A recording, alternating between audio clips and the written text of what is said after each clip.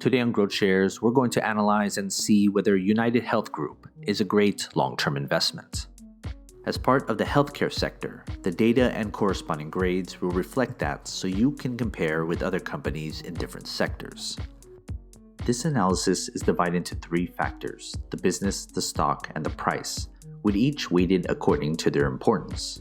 Each factor has a set of metrics which delve deeper into each factor. They are also weighted based on importance. Both the factors and metrics are given a grade from 1 at the low end to 100 at the high end, with 51 being considered average. Most companies I'll analyze in this channel will hover around that 51 average, since most companies are indeed average long-term investments. In order to be considered a great long-term investment, a company would need to receive a final grade of 81 or higher. When all three factors are added together, we'll get a company's final grade, which is also graded from 1 to 100. Keep in mind that this analysis is for those looking to invest for the long term. I'm a huge advocate of using data to determine an investment's viability, and wherever it leads, I'll follow. Please read the disclaimer and pause this video if needed. The business factor receives 45% of this company's overall analysis, by far the largest given allocation.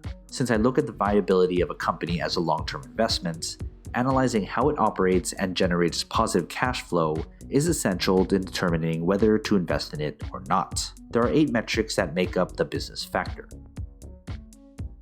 These 4 metrics combine for 45%, and they tell us how bright of a future the company has. These 3 metrics combine for 35%, and they tell us how well the company is doing today. And market dominance at 20% tells us how well the company is doing against competitors and potential rivals. If you want to know more about each metric, I have made a video detailing every metric, link in the description below. Here are the grades for each business metric. And here is the company's business grade: 10 and below making it a failed business, and 91 or higher making it an extraordinary business. The stock factor receives 35% of this company's overall analysis, the second most allocated factor. Has the company's stock performed well enough to invest in? This factor mainly deals with what others think the company's worth, based on its market action. There are 5 metrics that make up the stock factor. These 2 metrics combine for 45%, and they tell us how reliable the company's stock is.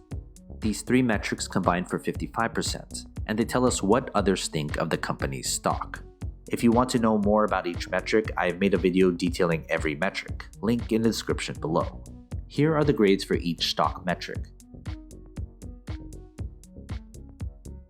And here's the company's stock grade, with 10 or below making it a failed stock, and 91 or higher making it an extraordinary stock. The price factor receives 20% of this company's overall analysis, the smallest allocation, yet something most investors tried to determine.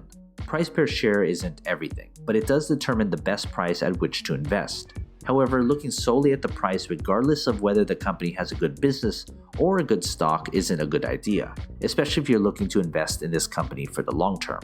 The only metric that makes up the price factor is the company's intrinsic value, otherwise known as its fair value price per share.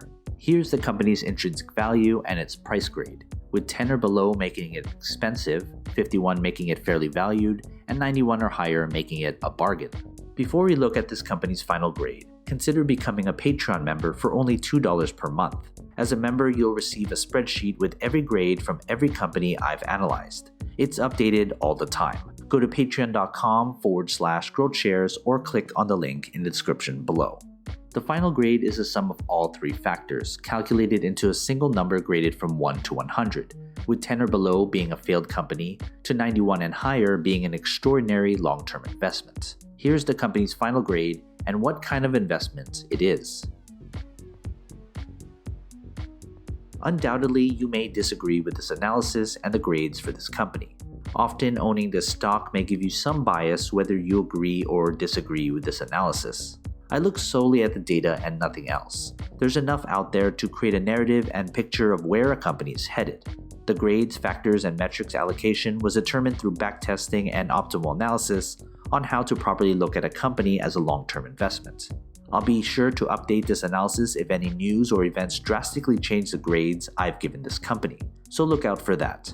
Anyway, what are your thoughts? Do you agree or disagree with this analysis? Leave your comment below. If you're looking to advertise your business, product, or service in a future video, you can email me here. In order to filter out spam, write this phrase as the title of your email. And as always, take care of your money.